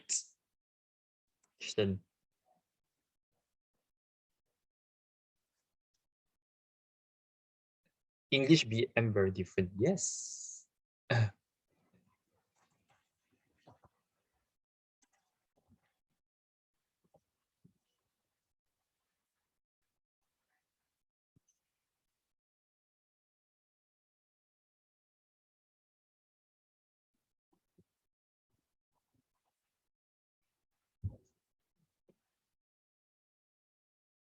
Now, you say we skip to K. Yeah, I know this in BM is called resapam berbantu. Different here. So K,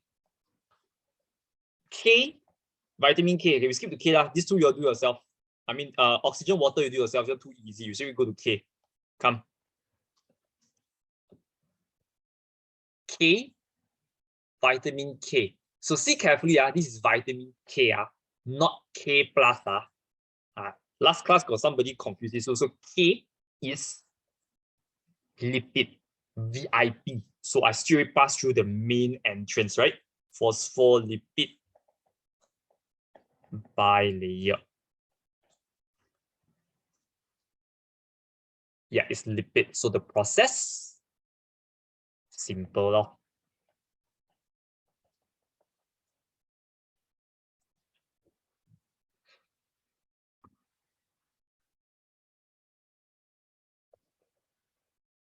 All right. So yeah, so for water oxygen, too simple. So that's the main entrance one. Osmosis. Phospholipid bilayer also the other two. So come, let's finish up last 10 minutes. Let's just do a few questions and then we are done for today. Come, let's go to page 27. Question 16.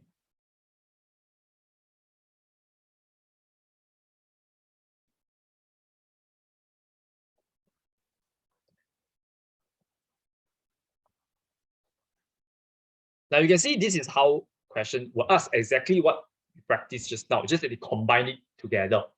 Right? So name the type of transport involved in of the substance. So name type of transport. So P. Come, we have to look one by one P. So when you see diagram, like just now we do, you're going to know which part, which entrance they are passing through. And you're also going to look at this. Right? So P. What transport will be that? Yes, you can say now. Already say I cannot say passive. Cannot say passive. When you think about passive, you could state which three, because you have three examples. So you say X passive, they give you wrong one. So yeah, it's either osmosis or simple. Choose one. Remember, Q. Come, you all look at yourself. Q.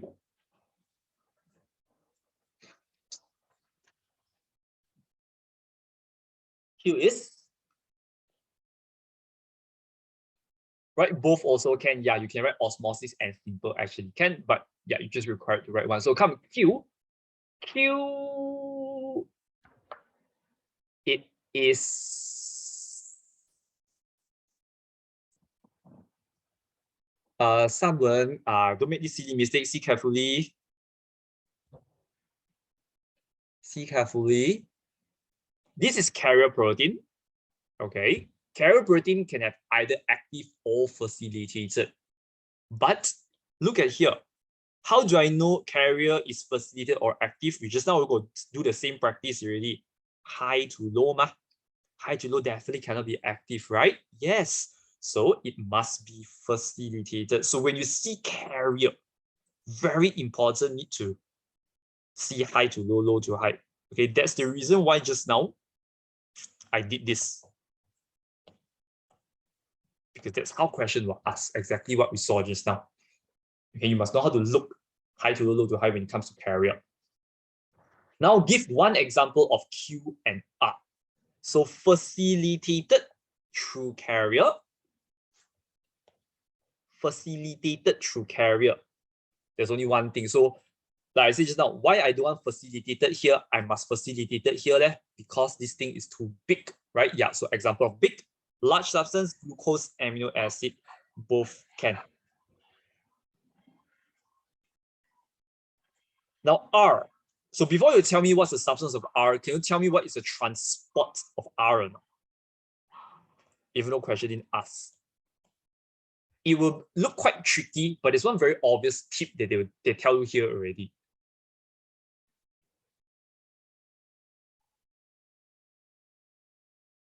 Okay, it is ATP here, so definitely it's active.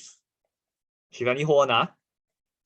Answer your question in a while. So when you see active, we only learn one thing can go low to high active transport. So what would that be? That will be is active. I know you'll look quite tricky, like you don't know high to low, low to high, but this is the giveaway point, ATP. So there's only one thing that can active transport, right? Which is who can low to high is your ions. Yes. So write an example. Sodium.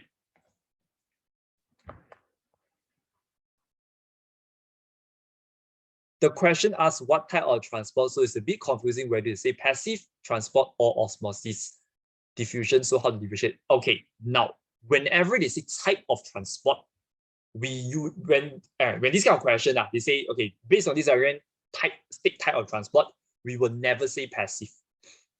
Okay, we will never say passive because you can see here, the passive here is very specific. But based on it, we actually can tell which passive it is. Different part of the membrane is different type of passive. So we will never use the word passive. Okay. Can say Na plus cannot. So just now I already say cannot. This is not chemistry. They didn't ask you to write chemical formula. So you have to write sodium ions. Yeah, if you just write Na plus, they can give you wrong. But let's say if your teacher maybe kind might give you right, by SVM, definitely they will give you wrong. So you have to write sodium ions.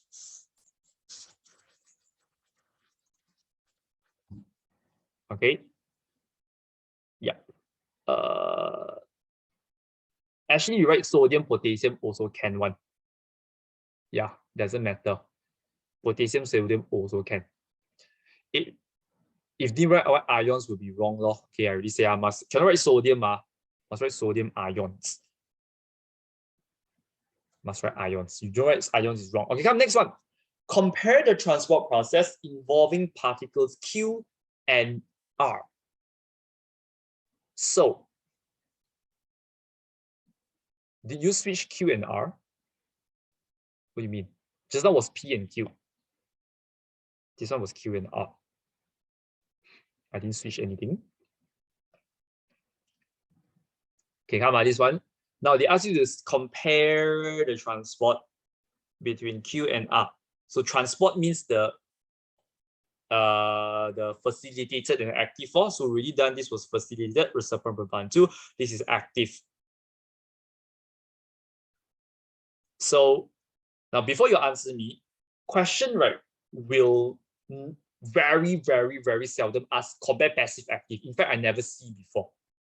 Question like to select a specific passive transport which is facilitated diffusion to compare with active, because these two have a few similarities. Passive active not really have any similarities, but facilitated active have. So let's do similarities first. Okay, someone that one difference correctly, but let's do similarities first. So both occur through carrier protein, correct? You can see in that you can remember, right? Both occur at carrier protein.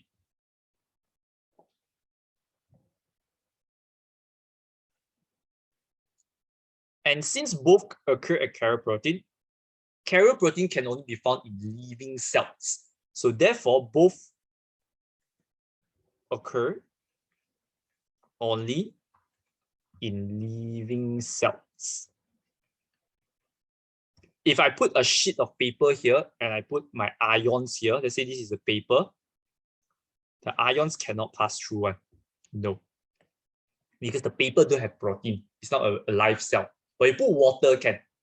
Because water don't even need protein. Water can just pass through. Cannot? No, we don't compare the large molecule or active transport node. You cannot compare like that. So the next thing you can compare, the third one, I give you one more similarities, is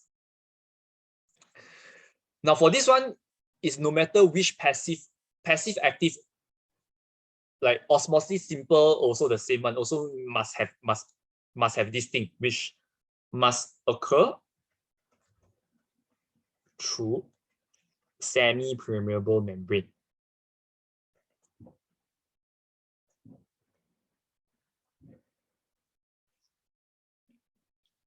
So let's say if you just like from here pass through the air, pass to here, that is not called transport.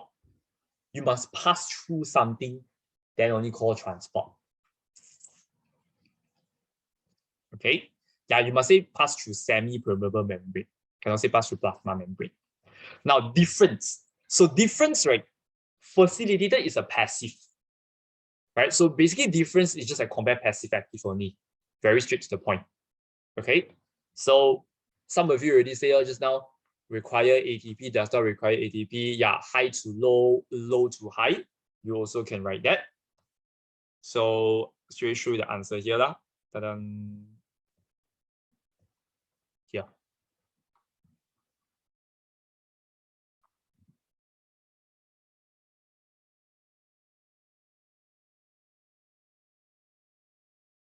Okay, guys, just give me 5 more minutes. I want to do a little bit more question. Okay, 5 minutes only. Yeah.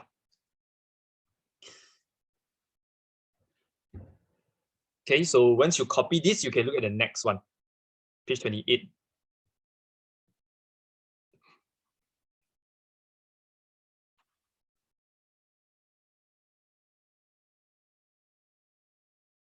Here is 3 marks. So you need to have 1 similarity, 2 difference, or 2 similarities, 1 different. So long you add up together. But you cannot just write 3 difference or 3 similarities because they say compare. So you need to have both.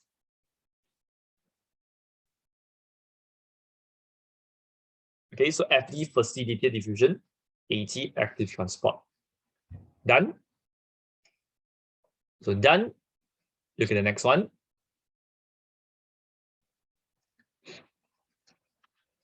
Now, based on 2.1, explain the characteristics of plasma membrane. So just now we say plasma membrane got what characteristics?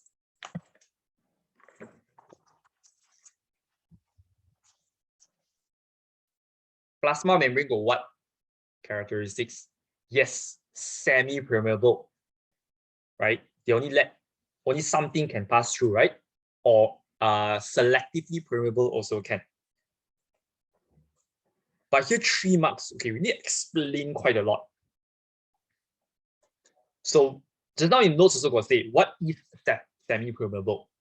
Means some can pass through, right? Semi is some, permeable is pass through.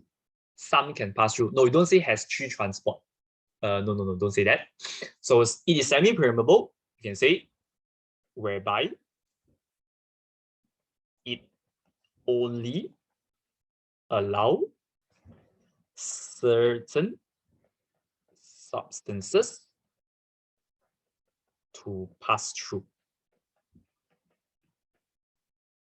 freely. And the third point is you can say some cannot. While it allows us while it prevents others.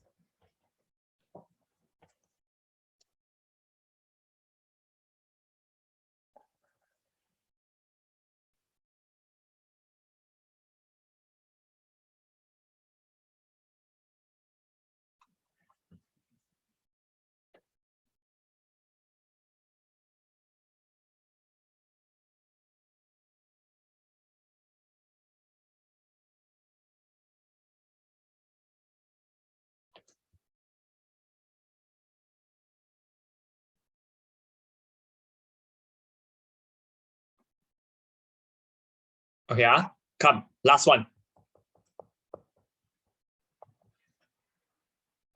Page 32.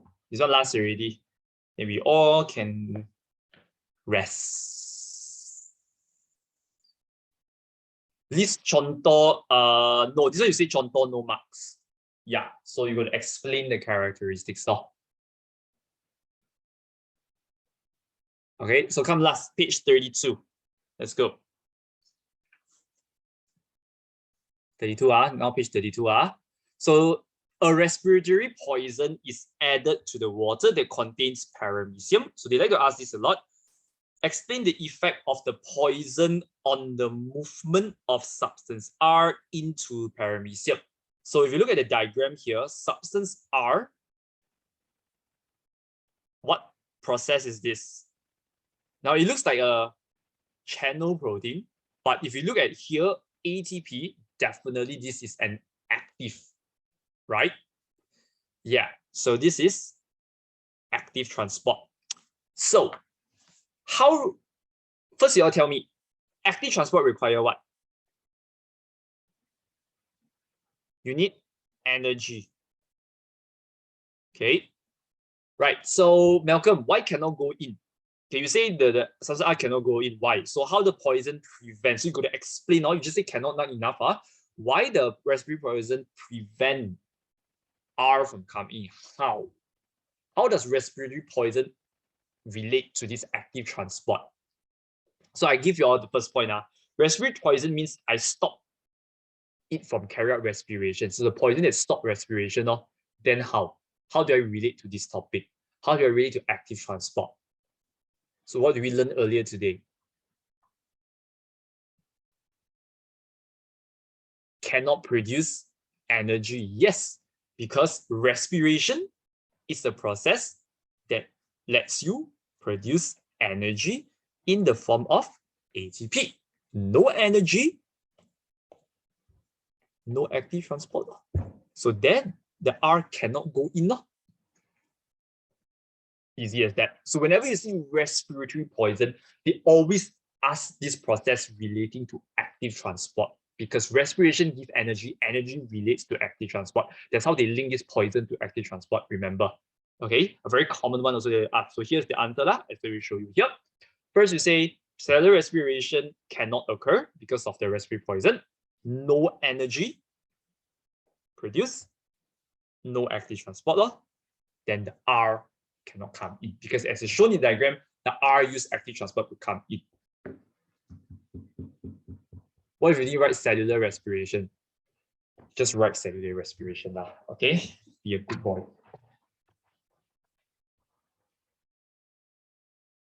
So if you're done, that's it for today. Hope you guys learned something. So if you have any questions, you can stay back and ask. If not, you may leave. Can go and sleep already. All right, so for my student, I see you soon. Bye-bye.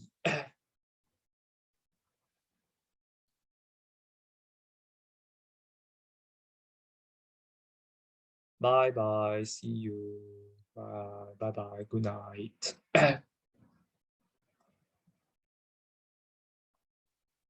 Okay, no problem, Mark.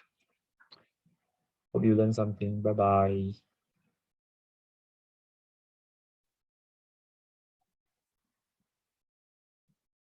When we need to mention respiratory. Respiratory poison is respiratory inhibitor. It's actually the same thing. It's the same thing. It does the same thing over here. Means it also stop respiration, no energy, no active transport, same. Okay.